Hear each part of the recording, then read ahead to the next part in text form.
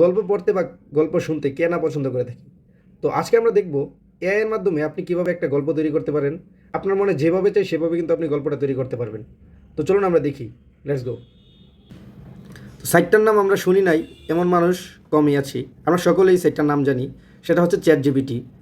তো ChatGPTর মাধ্যমে আমরা একটা গল্প লিখব। তো আমরা ChatGPTর মাধ্যমে আমরা একটা হরর একটা স্টোরি লিখব বাচ্চাদের জন্য। তো সেটার জন্য আমরা লিখব write a horror story for children. তারপর সেটা লেখার পর এখানে আমরা এই যে অপশনটা আছে এটার মধ্যে একটা ক্লিক করে দিব। দেওয়ার পর দেখেন এখানে আমার কিন্তু স্টোরিটা আমার লেখা হচ্ছে। সম্পূর্ণ একটা বাচ্চাদের জন্য একটা স্টোরি দিয়ে দিবে, দেখবেন।